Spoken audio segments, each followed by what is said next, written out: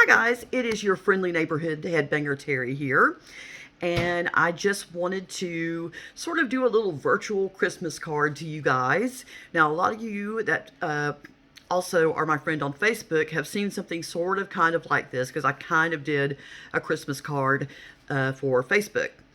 And the reason I do a virtual card every year on Facebook, but the reason I have to do one this year especially is because I did not send out normal Christmas cards this year. I don't know how big a thing that still is. If you send out regular Christmas cards, please let me know down in the comments because I'm interested to see how many people still do that. Back in the day when my mom and dad got Christmas cards and my sister and I were kids, they would get, and I am not kidding, they would get 100 or more Christmas cards a year. They had a basket that was about, well, you can't see because the screen's not that wide. Never mind. They had a wide basket, let's put it that way. And it was jammed full of Christmas cards to the point where it was actually hard to get one out to look at it.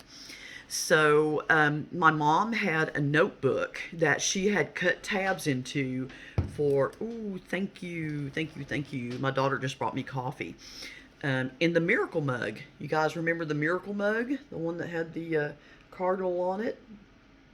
That I told you about? Yeah, it is kind of full, but that's okay. Awesome. Fantastic. Okay.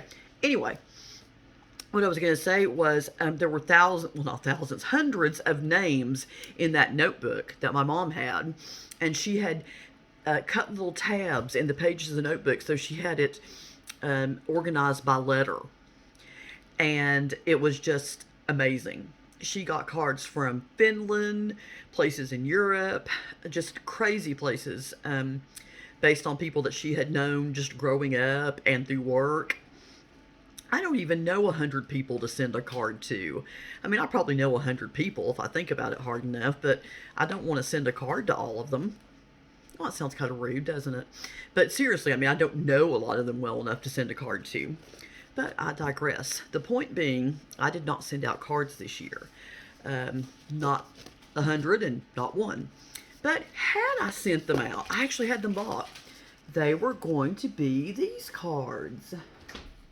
Ta-da! In 5 festive colors. And I will show them to you. This one says, and I know it's backwards. This one says, "'Tis the season for wonder." Got a pretty design on it. And inside it says, "Wishing you everything good, everything hopeful at the holidays and always." See, isn't that pretty? And this one is one of my favorites because it's red and I like the color red. And it says, "Merry and bright." And I hope I can read this one. Okay. "All the happiness that one Christmas can bring, may it be yours this year." So I like that one. All the happiness that a Christmas can bring. This one, "Joy like no other." I like it because it's got that flashy gold on it. "A little peace, a little wonder, and a lot of joy for you and yours this season." That's nice. Then we've got "Holiday Cheer" in this kind of not quite royal blue like that one was, just more of a kind of an ocean blue. And it says, "Hoping the holidays bring many smiles, many memories, and many joys just for you." And last but not least, we've got the traditional merriest Christmas, not Merry Christmas, but merriest Christmas. May you have the merriest Christmas, which means someone else isn't having the merriest Christmas. That's sad. Just have a Merry Christmas. I know. My daughter's looking at me like, really? Okay, "Bright moments, warm memories, and wishing you the best Christmas yet." Without my glasses on, this is kind of hard to do. Just saying. So anyway, that would have been the Christmas card that people would have gotten. They would have gotten one of those if I had sent Christmas cards out, but I just couldn't be bothered. Actually, it wasn't that I couldn't be bothered. Time got away from me. I had time to get cards, but apparently not time to write them out. I even wrote down all the addresses that I needed, and I still didn't do it. I lied on Facebook. I said I had all my presents wrapped except one. It's 2. I've got them all wrapped, but 2. I have one that I need to wrap that for my husband. I still have one left for him. I've wrapped all the others. And my sister's, I need to wrap hers. But it didn't come until yesterday. So, in my defense, it's not like I haven't had 24 hours to do it. Okay. Um, I want you guys to know that whatever you celebrate, I hope that you're having a good holiday. I say Merry Christmas because it's what I celebrate, but it doesn't mean that I don't want you to have a happy whatever you celebrate. Happy Hanukkah, although Hanukkah's over now. A joyous Kwanzaa, a happy Yule, although I think that was yesterday, wasn't it? Although, is there a Yule season? I don't really know a lot about Yule. If you know a lot about it, then you can tell me something during comments. I know that it is a season. I know that a lot of people celebrate winter solstice, but I don't exactly know more than that. Anyway, whatever you celebrate, I hope that you have a warm and happy and safe celebration. I hope that you can be with family as much as possible. And if you can't, I hope that you get to contact them in some way, Zoom, Facebook video chat, FaceTime, whatever. I'm a fan of Facebook video chat just because I'm familiar with Facebook. I can use Zoom, and I don't think I've ever FaceTimed in my entire life. So, I guess that's probably not a whole lot different than Zoom, I'm thinking. But anyway, hopefully you'll get to be able to do something like that with your family members that you can't be with for whatever reason. I know it's tempting to try to get together with like 25 people in your family, but maybe not the best idea right now. For those of you who don't know, and most of you do, I live in Tennessee, and we are, according to the New York Times, a New York Times article today, ground zero of the latest COVID surge. So we're having to be especially careful here. And of course, people all around are being especially careful.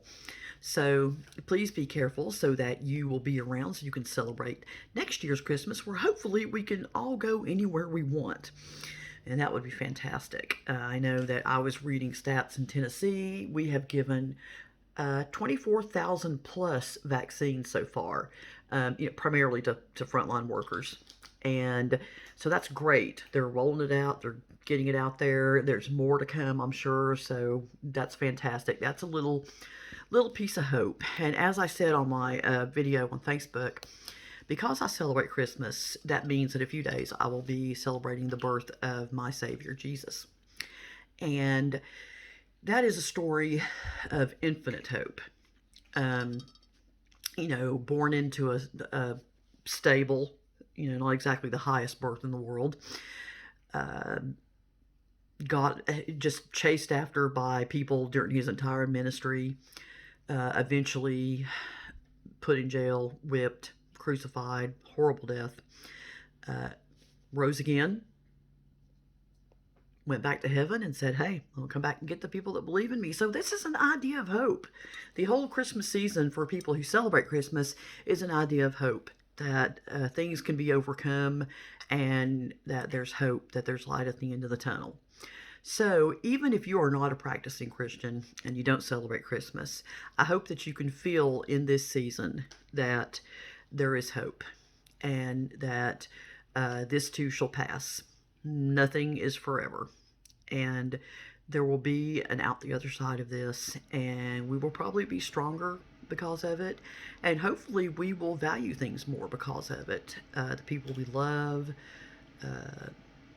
things that we love to do with people will probably take on a new meaning for us, I hope. I hope we learn from it, and not just the scientific things that we learn, but we learn where our priorities were. And I think that probably a lot of people are learning that. You ask a lot of people, well, why do you wear a mask? And not many people say for me, they say for other people. And that right there is just a pretty cool lesson to have learned. But back to Christmas, my husband has to work on Christmas Eve and Christmas Day. And so if you're working on Christmas, just want you to know that I'm sorry you have to do that, but that your family appreciates you. They may not like you working on Christmas, but they do appreciate the fact that you are doing it and that you are working for them. My husband had several years where he didn't have to work on Christmas, and then it just kind of rolled around. It was his turn to, have to do that.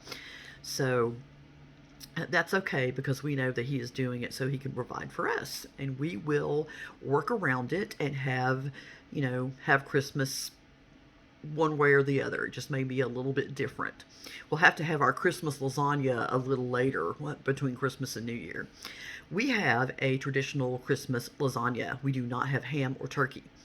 We especially don't have turkey because my husband fixes this year it was 26 pounds. He fixes a turkey the size of a small toddler. And it is gargantuan and huge and awesome and wonderful. And then we can have leftovers for a while. But we're kind of just over turkey by that time. But, by the time Christmas rolls around. So he fixes a giant turkey in a turkey roasting pan. So this lasagna has like 8 layers. It's huge.